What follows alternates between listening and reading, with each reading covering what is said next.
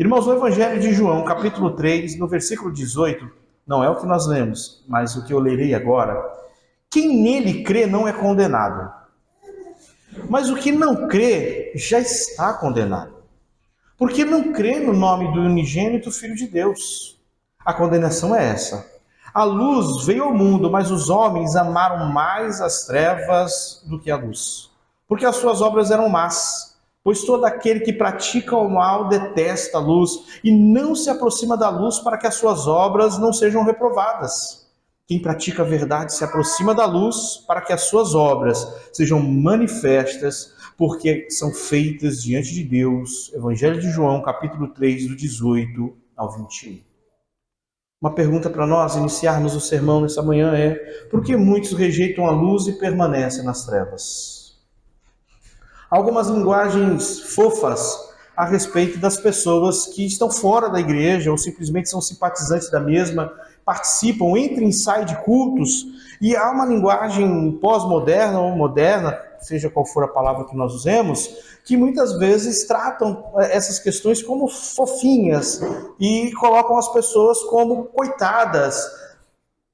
E a pergunta que eu inicio esse sermão esta manhã é: por que muitos rejeitam a luz e permanecem nas trevas? Aqueles que culpam o próprio Deus, aqueles que culpam as circunstâncias, aqueles que culpam a igreja local, como foi dito essa manhã, que usam problemas de não existirem ou não ter uma igreja pura diante da minha casa, ou as que eu frequentei eu não considerava teologicamente corretas, então justifica que eu estou fora da igreja, justifica eu não adorar a Deus, não ter um compromisso com Deus.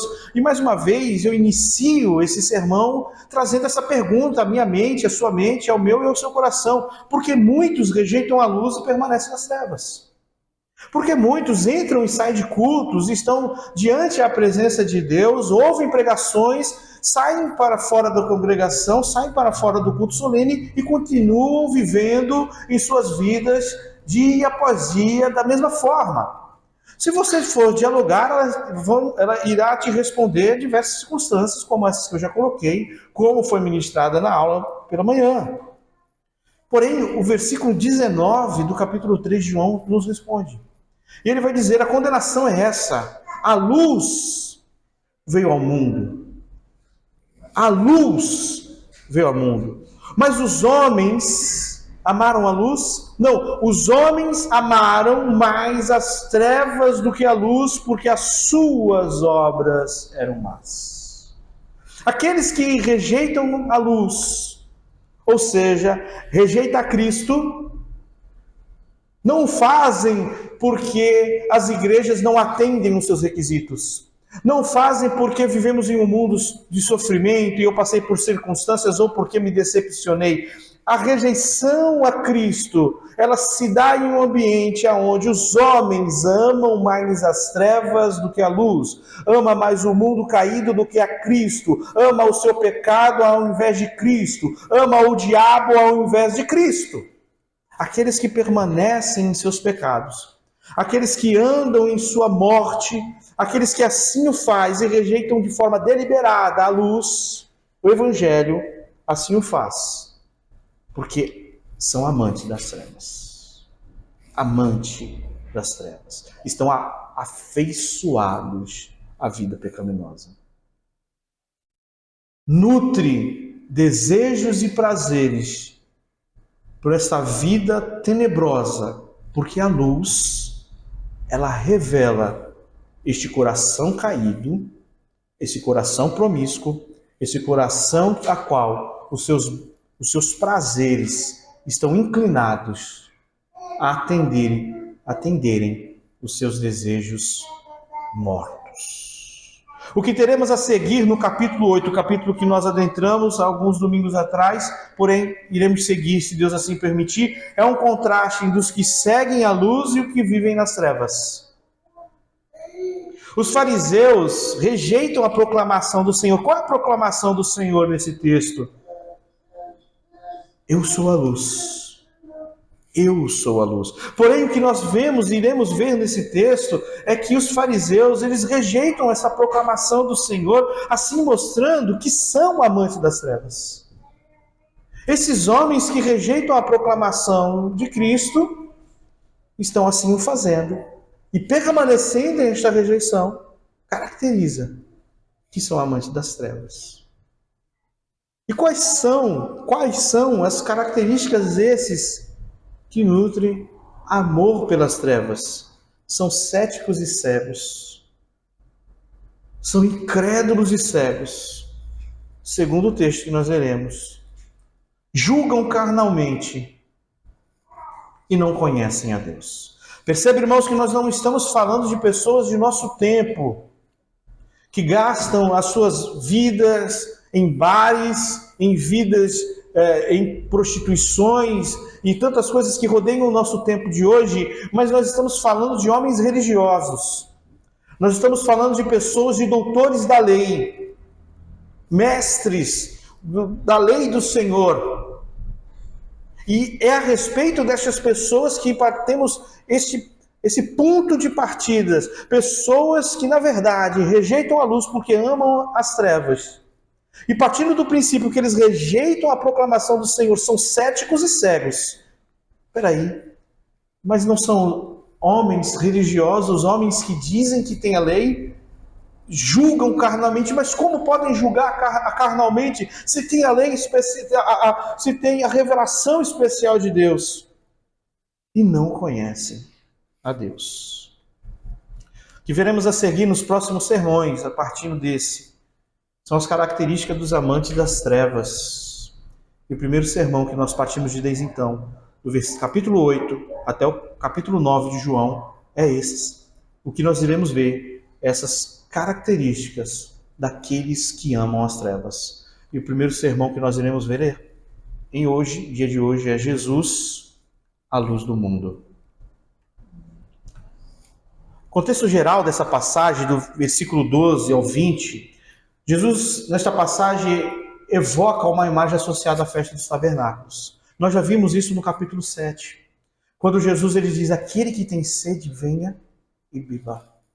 Jesus usa a imagem de um ritual da festa dos tabernáculos, chamado Ritual das Águas, e Jesus traz aquele ritual visível, daquela celebração, um apontamento para ele mesmo, como cumprimento, o cumprimento real daquelas coisas todas. Ele fez isso com a mulher samaritana. Não é isso? Se você beber da água que eu te der, jamais terá sede. E mais uma vez ele vai fazer, visto que nos seus dias eram usados lâmpadas como parte da celebração da festa. Ele ainda está no contexto dessa passagem, muito provavelmente ela está no contexto da festa dos tabernáculos, ainda que possa ser depois, ele ainda evoca uma imagem desta festa.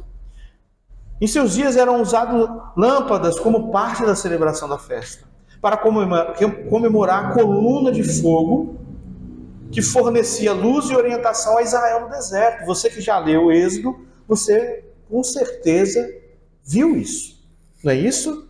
A coluna de fogo que fornecia luz e orientação a Israel no deserto. O irmão Eduardo nos deu uma imagem de como se estruturava Israel. Nós temos no antigo Israel a coluna de fogo que fornecia luz e orientação no deserto, porém Jesus usa essa imagem da celebração da festa do tabernáculo, no ritual, uma celebração das luzes, que tinha o apontamento para a coluna de fogo do templo do Senhor, do sustento de Deus a Israel no deserto.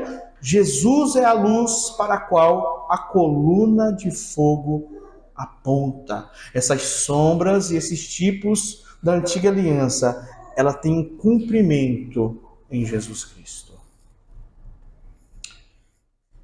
João 8, do versículo 12 a 20, ao qual nós lemos, faz parte de umas sessões mais profundas e ricas do Evangelho de João, onde Jesus se declara a luz do mundo. Essa passagem é vista como uma afirmação clara da divindade de Cristo e de seu papel como o único mediador entre Deus e os homens. Quando nós vemos essa declaração de Cristo, eu sou a luz do mundo, é uma clara afirmação da divindade de Cristo. Quem é Cristo? Não é simplesmente um profeta como os outros existiram. Ele não é um rei como os outros existiram. Jesus é o Deus encarnado. Jesus é a salvação a qual, desde a antiga aliança, era apontada através da lei e dos profetas. A metáfora da luz está impregnada de alusões no Antigo Testamento. Os israelitas foram treinados para cantar: o Senhor é minha luz, o Senhor é minha salvação. Salmo 27, verso 1. A palavra de Deus, já foi lida hoje o Salmo 119, a palavra de Deus, a lei de Deus é a luz que guiam aqueles que acolhem as instruções do Senhor. Salmo 119. Lâmpada para os meus pés e luz para o meu caminho é a tua palavra. Isaías nos diz que o servo do Senhor foi apontado como uma luz para os gentios, para que pudesse levar a salvação de Deus aos confins da terra. Isaías 49, 6. Esse apontamento para o servo do Senhor, o servo sofredor, a qual traria luz aos gentios, a todas as nações, o ápice da revelação de Deus, aquele a quem é a luz do mundo. Todas essas metáforas apontavam para aquele que é a luz, que ilumina a mente tenebrosa e o coração escurecido pelo pecado. Só para apresentar aos irmãos, o nosso sermão hoje ele vai estar dividido em 4 partes. No versículo 12 nós veremos a proclamação de Jesus como a luz do mundo, como nós lemos. E lhes falava Jesus dizendo: eu sou a luz do mundo. A segunda parte, versículo 13 ao 14, é a rejeição dos fariseus em relação à proclamação de Cristo. A terceira parte, versículo 15 ao 18, é a fonte da autoridade de Jesus. Porque Jesus, ele diz: eu sou a luz do mundo. Os fariseus contestam: qual é a fonte da autoridade de Cristo para ele dizer: o meu testemunho é verdadeiro? Aquilo que eu estou dizendo de fato é. Qual é a fonte da autoridade de Cristo? Versículo 15 ao 18. Versículo 19 e 20, por fim, a ignorância dos fariseus quanto ao Pai. Vamos para o texto então. De novo, Jesus lhes falou dizendo, segue essa dinâmica de proclamações que Jesus vem fazendo desde o capítulo 7. Como, por exemplo, aquele que tem sede, vem e beba. Segue a mesma ordem, segue a mesma dinâmica. Porém, que o Senhor diz agora: eu sou a luz do mundo. Quem me segue não andará em trevas, pelo contrário, terá a luz da vida. Aqui nós temos então a proclamação de Jesus como a luz do mundo. Essa afirmação de Jesus, ela tem uma implicação teológica importante aos nossos corações. Jesus é a revelação plena de Deus, a fonte da verdade e da salvação. Contraste com as trevas. Jesus é a fonte da verdade e da salvação, ela faz um contraponto, um contraste com o mundo. O mundo em pecado está em trevas. Jesus traz a luz que guia para a vida eterna. Qual é a condição do homem sem Cristo e sem Deus? Morto em seus delitos e pecados. Mas como vivem estes? Amando as trevas. Achando que a sua vida sem Deus, a qual ele nutre prazeres nessa vida, até mesmo que são legítimos, está tudo bem. Porém, Cristo, ele nos traz a revelação do ser de Deus e da real condição do homem. É a luz que brilha nas trevas. Ele é aquele quem diz: vocês estão mortos, afastados de Deus, e é necessário vos nascer de novo. O mundo em pecado está em trevas. Jesus traz a luz que guia para a vida eterna.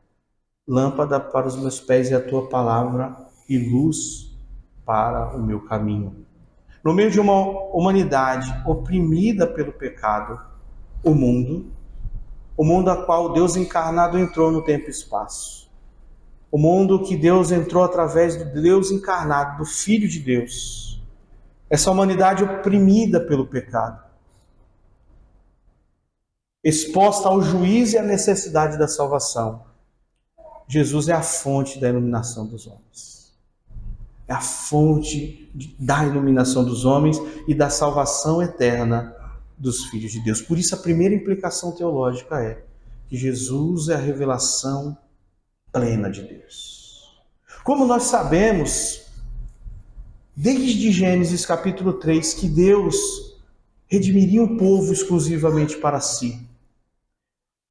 E assim, esmagando a cabeça da serpente, porque a palavra de Deus nos diz, porque o Senhor assim revelou.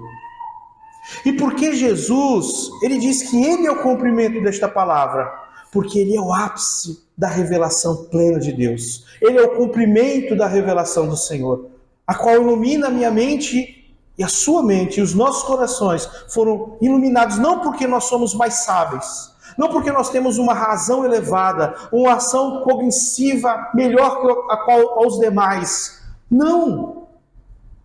A filosofia não é capaz de alcançar tal conhecimento. Os mais sábios deste mundo não são capazes de alcançar tal conhecimento. Mas a situação que nós nos encontramos em pecado só nos é conhecida através de Cristo Jesus, a luz do mundo. Aqui nós temos essa afirmação. Afirmação essa da revelação plena de Deus, fonte da verdade e salvação.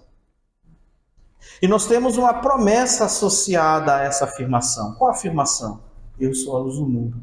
E qual é a promessa associada a essa afirmação? A luz dissipa as trevas.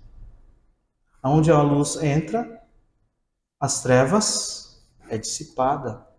Quem segue a Jesus não anda em trevas, mas tem a luz da vida. Seguir a luz, ou seja, Cristo, significa confiar nele e lhe obedecer. Seguir a luz é seguir a Cristo. E seguir a Cristo é crer em Cristo.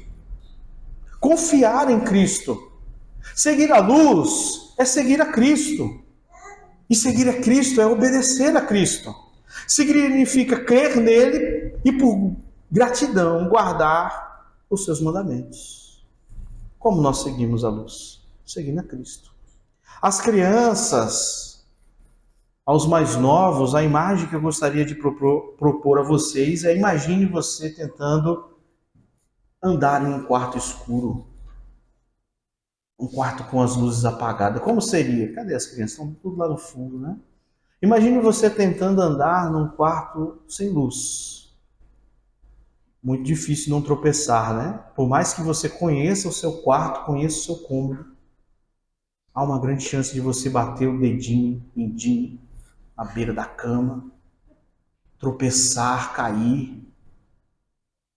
Mas imagine então você, criança, alguém acendendo a lâmpada do seu quarto. Como que você anda lá?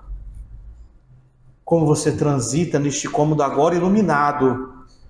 Você enxerga as realidades todas daquele quarto. Você consegue enxergar a realidade daquele cômodo, daquele móvel que está à sua direita, à sua esquerda, da cama que está ali, das coisas que podem estar pelo chão. Assim é Cristo iluminando o entendimento. Assim é Cristo iluminando os nossos corações, trazendo a realidade de quem é Deus e de quem somos nós. Trazendo a realidade do caráter santo de Deus e de que fomos criados santos, mas caímos em pecado e ofendemos a santa justiça de Deus. Algumas implicações para nós. Seguir a Cristo é confiar em sua obra redentora. Nós confiamos em Cristo, irmãos, que nos redimiu de nossas misérias, da vida qual nós vivíamos outrora. Seguir a Cristo, seguir a luz é confiar em sua obra redentora e por amor desejarmos agradá-lo. Você imagina você vivendo nesse quarto escuro, distante das realidades e das verdades eternas. Mas Cristo, não foi você que acendeu essa luz, foi Cristo que te iluminou. Cristo que te salvou. Como viveremos então? Por amor, desejando agradá-lo sempre. É mais do que um checklist ou uma lista de anotações do que devemos ou não devemos fazer. É prazer, é deleite, é amá-lo. É o contraste de ser amante das trevas, é amar a Cristo, desejá-lo, agradá-lo, porque de fato Ele iluminou mentes e corações. Pois ele revela a nossa condição de mortos e nos chama a crer. Nos revela o senhorio de Deus e nos chama a obedecer. Jesus, ele não é somente o nosso Salvador. Ele é o nosso Senhor. E como Senhor, nós devemos obedecê-lo. Quantos olham para Deus como simplesmente algo que está distante de mim, ou eu não devo nenhum compromisso a Ele, ou nenhuma responsabilidade a Ele? Quão distante está esse coração, irmãos? Achando que Deus é um ser que pode ser escarnecido. Jesus, a luz do mundo, ela revela para corações tenebrosos que o Senhor, que Deus é o Senhor. E se Deus é o Senhor, iremos prestar contas das nossas ações. Você irá prestar conta das suas ações. Hoje você ri com o seu pecado. Hoje você se diverte com o seu pecado. Você acha engraçado e uma coisa prazerosa andar nas trevas. Mas o Senhor nos revela que Deus é Senhor, e se Ele é Senhor, todo joelho se dobrará. Aqueles que estão em trevas, aqueles que amam as trevas, negam o testemunho de Cristo, negam a sua proclamação. E qual o testemunho de Cristo? Eu sou a luz. Eu sou a luz do mundo. Quem me segue não andará nas trevas, pelo contrário, terá a luz da vida. E no versículo de número 13, nós vemos esses corações que amam as trevas, negando o testemunho de Cristo. Então os fariseus lhes disseram que não sejamos nós aqui, que não seja você contado aqui, irmãos. Os fariseus lhe disseram: você dá testemunho de si mesmo. O testemunho que você dá não é verdadeiro. Aqui nós temos a rejeição dos fariseus à proclamação de Cristo, ao testemunho de Cristo. E a sua contestação, eles estão contestando o testemunho de Cristo. É como se fosse, em nossos dias, aqueles que contestam o Evangelho do Senhor. Aquele que contesta o próprio Cristo e sua palavra. Eles questionam a validade do testemunho de Jesus. Como? Alegando que ele está testemunhando sobre si mesmo, é um testemunho sozinho. O que você está dizendo a respeito de si mesmo. Não tem outro corroborando com o seu testemunho. Você está falando de si mesmo. Quando chama a ti mesmo de luz do mundo, não fazes outra coisa a não ser se gabar. O que você está fazendo é se gabar. Porque você está dando testemunho de você mesmo. O seu testemunho não é verdadeiro. Sabe o que eles estão usando aqui, irmãos? Deuteronômio. Eles estão usando a própria lei de Deus para contestar aquele que é a luz do mundo. O que esse ceticismo dos fariseus representa? A cegueira espiritual daqueles que rejeitam a luz. Sem o Espírito, nós não discernimos as coisas espirituais. Porque as coisas espirituais se discernem espiritualmente. Essa palavra, ela não é para validar o roda-roda na igreja. Não. É para validar o que está aqui. E sabermos que nós só encontramos a Cristo como luz das nossas vidas, porque o Espírito assim ilumina corações e mentes. Esses homens são cegos espiritualmente. E eles usam até mesmo a Bíblia para rejeitar a Cristo.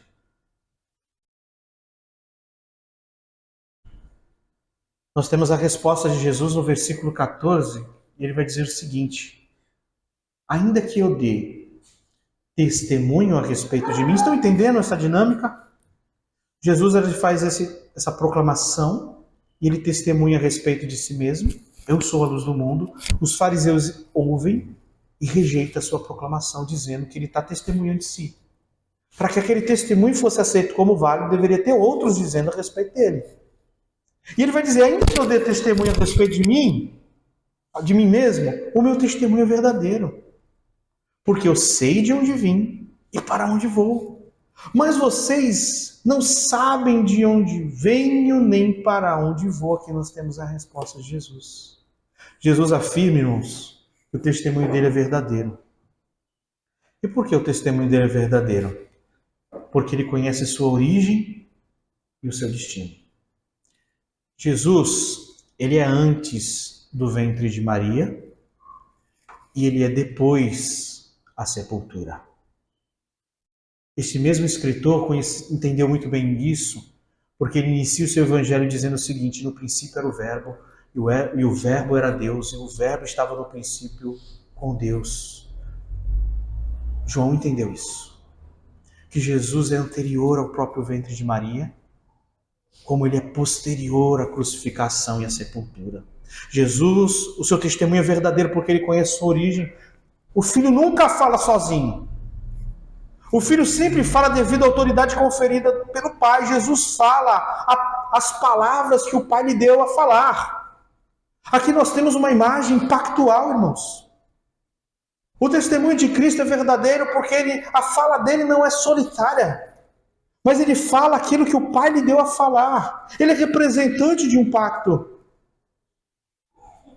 Jesus sabe de onde veio, do Pai, e sabe para onde está indo, para o Pai. Ele conhece a sua origem e destino, algo que os fariseus, limitados pela incredulidade, não compreendem. Percebam aqui algumas características desses corações amantes das trevas. São céticos e cegos espirituais, logo incrédulos, e rejeitam o testemunho verdadeiro de Cristo. O testemunho de Cristo não é um testemunho meramente humano, é um testemunho do próprio Deus. É um testemunho pactual. Cristo não fala de si mesmo, mas ele fala aquilo que o Pai lhe deu a falar. Ainda que eu dê testemunho a respeito de mim mesmo, o meu testemunho é verdadeiro. Porque eu sei de onde vim. E para onde vou, mas vocês não sabem de onde venho e nem para onde vou. Aqui nós temos a terceira parte do sermão, que é a fonte da autoridade de Jesus. Vocês julgam segundo a carne, olha só a diferença. Jesus sabe de onde vem e para onde vai. Logo o seu testemunho é verdadeiro. Mas os fariseus? Vocês julgam segundo a carne, que nós temos a diferença do julgamento. Eu não julgo ninguém. E esse eu não julgo ninguém, irmãos, não confunda. Aqui ele não está dizendo o seguinte: viva da forma que quiser. Eu não critico ninguém, não estou aqui para criticar ninguém, não é isso. E se eu julgo, já está dizendo que não é, né? E se eu julgo, o meu juízo é verdadeiro. Porque não sou só eu que julgo, mas eu e o Pai que me enviou. Logo, voltando ao texto anterior, o testemunho de Cristo é verdadeiro, porque o que ele fala nunca é uma fala solitária. Ele fala aquilo que o Pai lhe deu a falar. Porém, qual é a base do julgamento desses fariseus que estão olhando, ouviram o testemunho de Cristo e rejeitando? Ele vai dizer, os fariseus julgam segundo a carne, ou seja, segundo as aparências, segundo o entendimento humano. Em outros lugares você vai poder ler assim: não é este o filho do carpinteiro? Não é esse o Galileu? Como que eles estavam julgando a Cristo? Segundo a carne, segundo as aparências humanas. Aqueles que estão em trevas e são amantes das trevas, a base do julgamento deles é carnal. Que não seja essa a base dos nossos julgamentos, né, irmãos? Você julga segundo as aparências? Você olha a pessoa e diz o seguinte: eu não fui com a cara dela, nem conhece. Não é? Mas teste por um perfil meramente aparente e consegue ir bem avante simplesmente por olhar alguns minutos somente. Isso é característica de quem ama as trevas, não de quem está na luz, irmão. Esses homens fizeram isso. Esses homens julgam segundo a carne. Esses homens julgavam segundo as aparências, ao ponto de olhar para Cristo e olhar ele como um homem qualquer. Como um homem qualquer. Mas e o Senhor? Jesus, no entanto, julga com base na verdade divina. Com discernimento perfeito. Ou seja, quando Jesus diz assim a eles, vocês são cegos e hipócritas, é porque eles são cegos e hipócritas. Isso é julgamento. Quando Jesus diz a eles assim, vocês não são filhos de Abraão, porque se vocês fossem filhos de Abraão, vocês iriam fazer as obras que Abraão fez. Logo, vocês são filhos do pai de vocês. E quem é o pai de vocês? O diabo. Então, quando Jesus diz, olha, vocês, fariseus cegos e hipócritas, são filhos do diabo, porque a obra deles que vocês estão fazendo, o julgamento de Cristo é o quê? Verdadeiro. Jesus não está julgando por mera aparência. O julgamento de Cristo é divino, verdadeiro, com discernimento perfeito. Aqueles que amam as trevas não têm capacidade de discernir nada. Não tem capacidade de discernir nada. É isso que me assusta, ver crentes que seguem conselhos de ímpios, que colocam as suas vidas expostas nas mãos daqueles que estão em trevas. Não tem quem ouvir, leia as Escrituras, meu irmão. Porque aqueles que amam as trevas julgam segundo as aparências. Não discernem. Não discernem. Jesus julga somente conforme ele ouve do Pai. E assim o seu julgamento é justo. Se Jesus falou que é porque é. Amém? Se Jesus diz, eu sou a luz, é porque ele é a luz. Se Jesus diz que é, porque é. O julgamento de Cristo é verdadeiro, por isso cremos em sua palavra. Porque nós vamos a Cristo e cremos em sua palavra, porque nós cremos no seu evangelho, porque nós confiamos, porque o testemunho de Cristo é verdadeiro. Porque o crente, o cristão, a igreja, é aqueles que confiam na verdade do evangelho, porque o testemunho de Cristo é legítimo. Uma característica da cegueira é julgar segundo os padrões caídos deste mundo. E temo que muitas vezes nós cirandamos nessas características. Quando nós não temos o conhecimento real das coisas, não usamos do discernimento da palavra, do discernimento espiritual para nós julgarmos as coisas. E conversamos e dialogamos e damos vereditos baseado em padrões caídos. O filho da luz julga segundo a verdade do evangelho. E qual é a verdade do evangelho sobre o incrédulo? Pregue. Pregue. Pregue para que o Senhor chame através da sua pregação aqueles que ele elegeu antes da fundação do mundo. Pregue a palavra porque todos que estão fora de Cristo estão mortos em seus delitos e pecados, estão indo ao inferno. Então os filhos da luz são chamados a julgar segundo a verdade do evangelho e não segundo aos padrões caídos.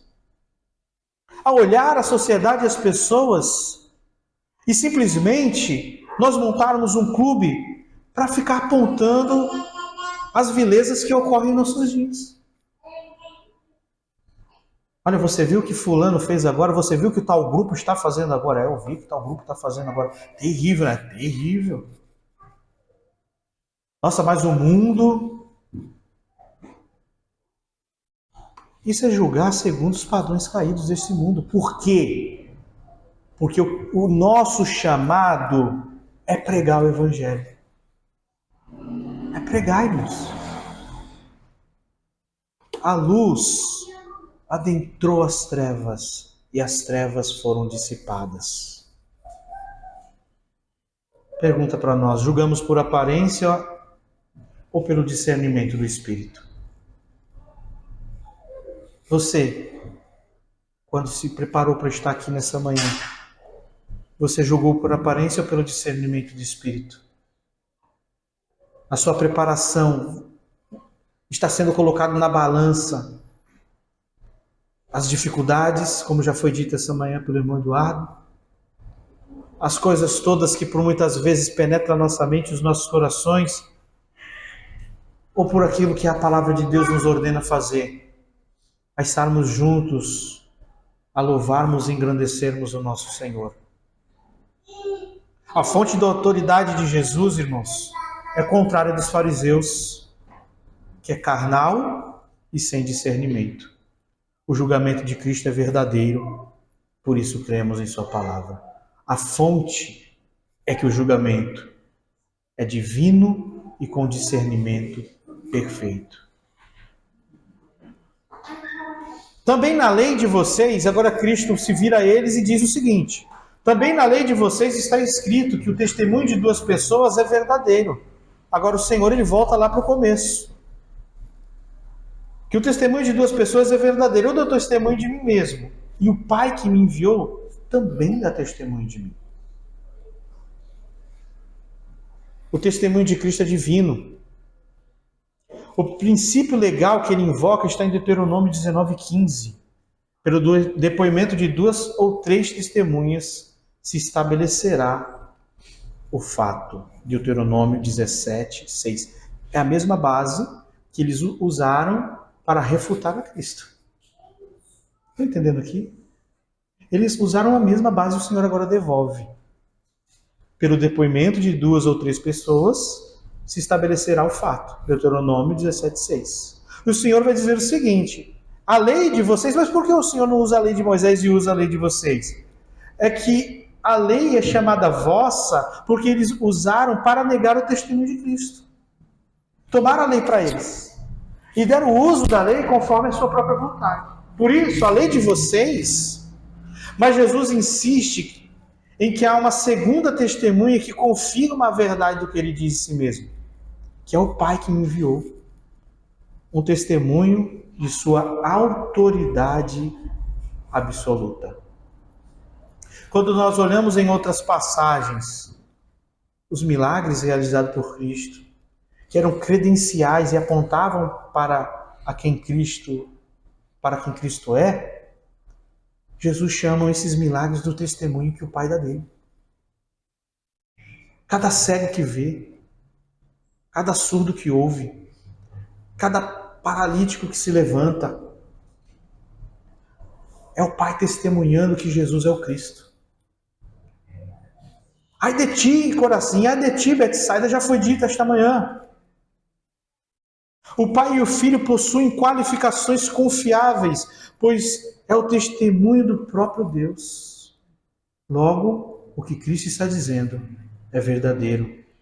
Estar na luz é confiar em Cristo e em seu Evangelho. Perceba, irmãos, se aqueles que amam as trevas são céticos e cegos, incrédulos, e rejeitam a Cristo usando a própria lei, estar na luz é confiar em Cristo e em seu Evangelho, tendo como verdade absoluta, pois aquilo que Cristo fala é a fala do próprio Deus.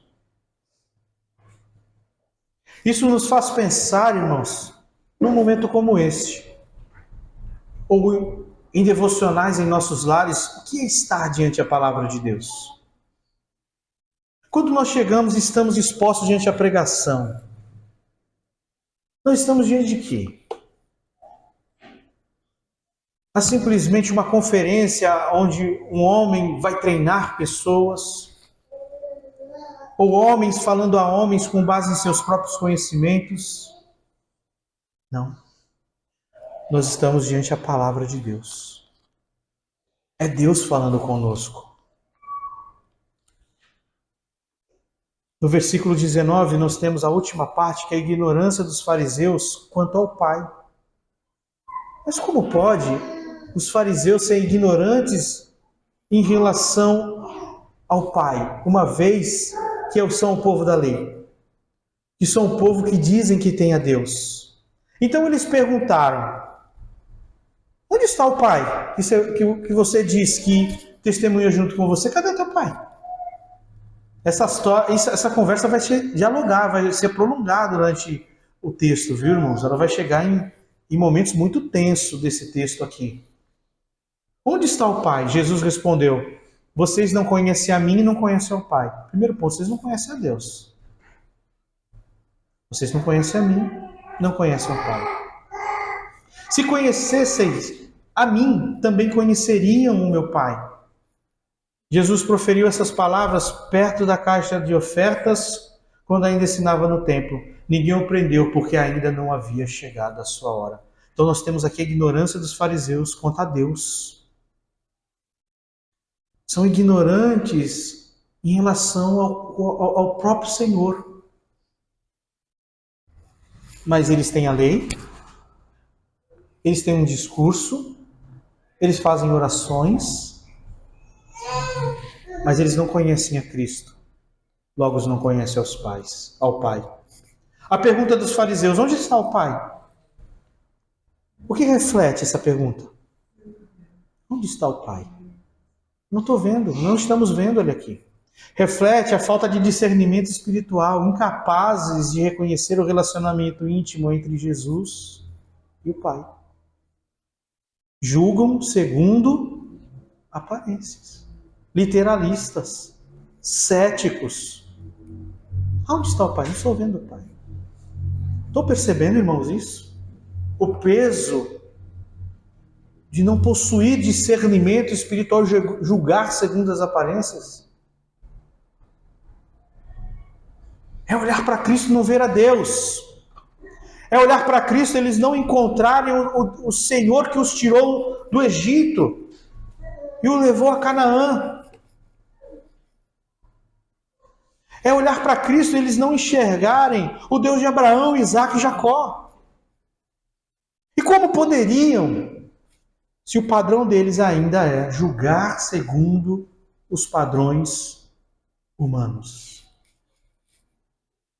Julgar segundo os padrões humanos. A igreja, quando ela é construída, não nas verdades do Evangelho, não nas verdades da palavra de Deus, mas sobre outros alicerces, o que está sendo ali é um julgamento segundo os padrões do homem. E inserem na igreja as coisas que não são da palavra de Deus. Logo negamos o testemunho verdadeiro de Cristo. A declaração final de Cristo. Declaração final de Cristo. O peso da declaração final do Senhor. Se vós me conhecesseis, também conhecereis ao Pai. Ou seja, vocês estão procurando o Pai aqui porque não me conhecem. Vocês acham que eu sou simplesmente o filho do carpinteiro, ou um bastardo, como vocês vão dizer mais à frente. A ignorância deles sobre Jesus revela sua ignorância sobre Deus. Conhecer Jesus é conhecer a Deus. Conhecer a Cristo é conhecer o próprio Deus. Nós iniciamos esse sermão dizendo que a implicação teológica da proclamação "Eu sou a luz" é revelar a nós o próprio Deus e o caráter santo do nosso Senhor. E a salvação que Ele nos deu através de Jesus Cristo, o único e suficiente Salvador das nossas almas. Como conhecer a Deus sem conhecer a Cristo? Impossível. O que o Senhor Jesus está mostrando para esses homens é que o que eles têm somente é uma estrutura religiosa. Uma estrutura, como o Senhor vai dizer, hipócrita. Porque rejeitam a Cristo e rejeitam o próprio Deus, a qual eles afirmam ter, afirmam possuir. Nós somos filhos de Abraão, nós somos de Deus, nós temos Deus em nossas vidas. Mas usam a lei para negar o testemunho do próprio Senhor. Verdades doutrinárias aos nossos corações através desse texto. A divindade de Cristo está presente aqui. Você se aproxima de Cristo entendendo que Ele é o Deus e Senhor da tua vida? Ou você acha que Ele é mais um qualquer um, a qual meu comprometimento é raso e vazio? Jesus é Deus. A afirmação de Jesus como a luz do mundo é uma clara reivindicação de sua divindade. Ele é o Deus criador, o Deus sustentador. Em toda a Bíblia, Deus é frequentemente associado à luz, como nós já vimos, Salmo 21. Assim, Jesus, se identificando como Yahvé, não é apenas um profeta ou mestre, mas o Deus encarnado. Jesus é Deus, meus irmãos. Quando nós entramos num ambiente desse, falamos e saímos da nossa casa dizendo: eu vou à igreja adorar a Cristo. É a Deus que eu estou indo adorar. É a Deus que eu estou indo servir. Segunda implicação é a natureza exclusiva de Cristo como Salvador. A natureza da salvação não são as minhas obras. A natureza da minha salvação não é o que eu faço. A natureza da nossa salvação é Cristo. A declaração de Jesus também enfatiza a exclusividade da salvação através dele. Cristo é o único caminho para a salvação, uma luz que brilha nas trevas do pecado e da morte. Quando nós estamos pregando o Evangelho pelo poder do Espírito, é isso que Ele faz em nós. É isso que Ele faz nos nossos corações. Que estávamos apegados, agarrados às trevas, amando as trevas. E o Evangelho mostra a nós o nosso pecado e pranteamos, choramos.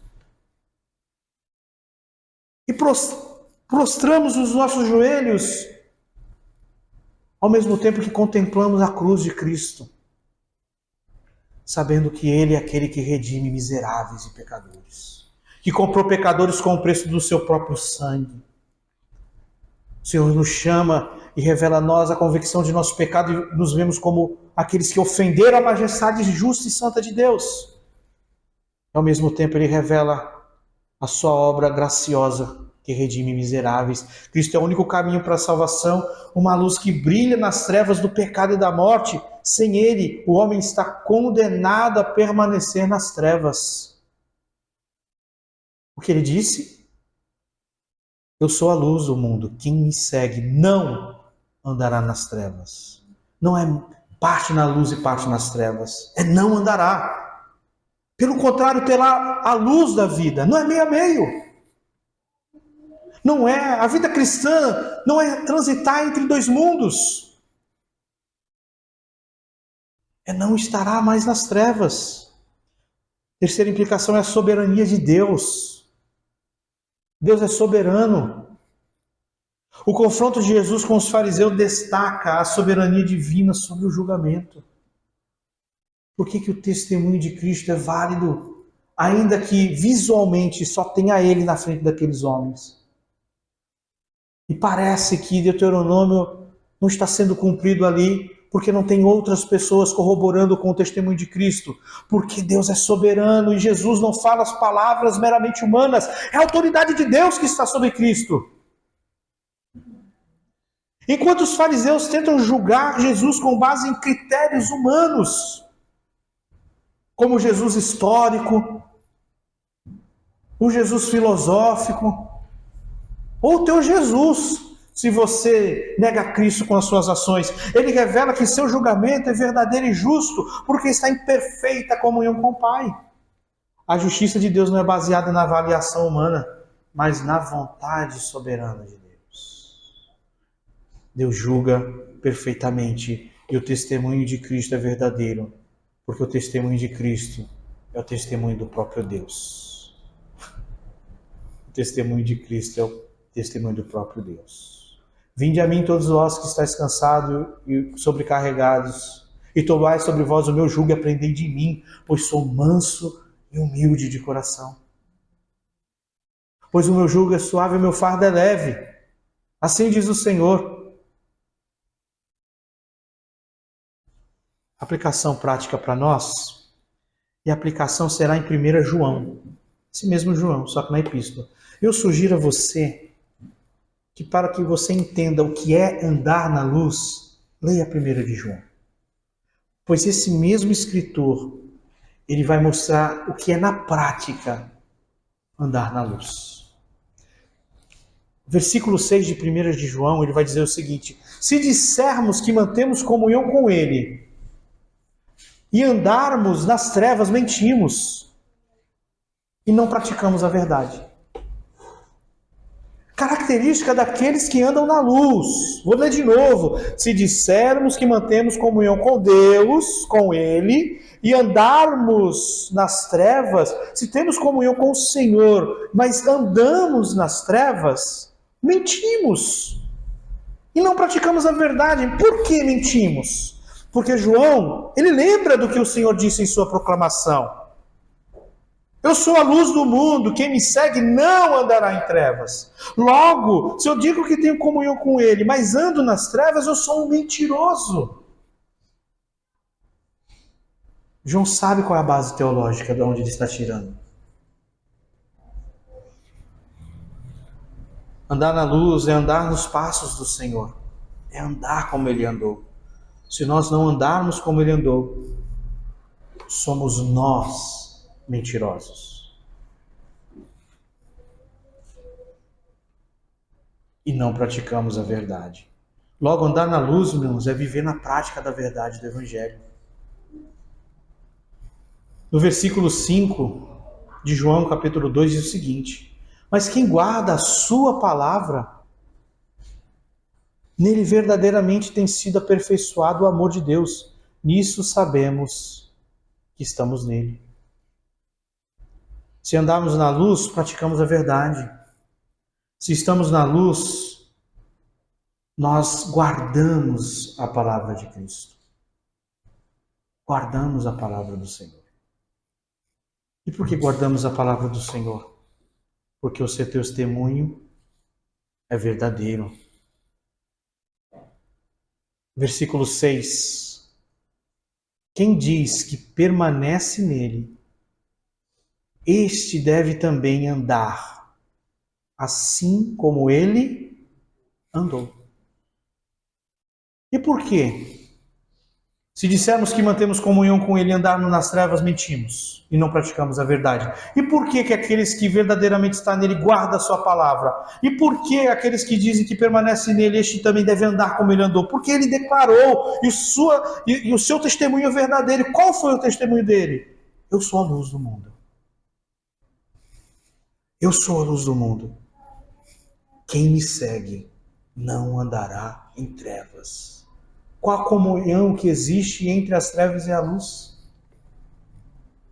Existe comunhão entre as trevas e a luz? Se verdadeiramente a luz está em nossas vidas, as trevas vão se dissipando, ela é dissipada, irmãos. Já foi falado sobre o jugo desigual. A vida cristã não é uma vida entre os dois estados. Ainda que nós tenhamos uma natureza pecaminosa, o próprio João vai dizer isso.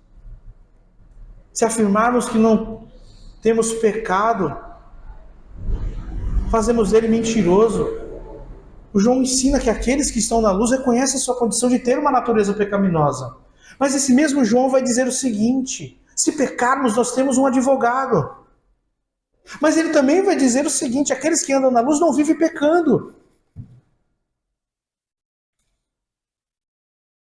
Na vida cristã, a luz de Cristo significa que os crentes são chamados a viver em santidade, refletindo a luz que receberam. Como que é refletida em nossas vidas essa luz que recebemos de Cristo? Esse discernimento, o fim da cegueira, a revelação especial que pelo chamado eficaz dissipou as trevas dos nossos corações. Através da vida santa, através da vida para a glória de Deus. Se a nossa vida reflete a luz, reflete a Cristo, reflete através de uma vida que glorifica o Senhor em santidade. No entanto, essa santidade não é uma mera obra humana, mas é um resultado da graça que o Senhor iluminou e nos tirou das trevas. O Senhor nos tirou das trevas. É a graça do Senhor que operou de tal forma que nos resgatou. E agora a vida para a glória de Deus reflete a Cristo, revela a Cristo. A nossa vida revela a luz ou revela as trevas? Eu digo, não é uma vida entre dois estados, não é uma vida entre dois mundos. A igreja é chamada a ser uma comunidade que reflete essa luz, apontando sempre para Cristo como centro da sua fé e da sua vida. Para quem a nossa vida está apontando? Quem a nossa vida reflete? Quem? Sabedoria humana? Discernimento carnal? Julgar segundo as aparências ou a Cristo, que discerne perfeitamente aquilo que o Senhor diz que é. E diz que permanece nele, esse deve também andar, assim como ele andou. Amém?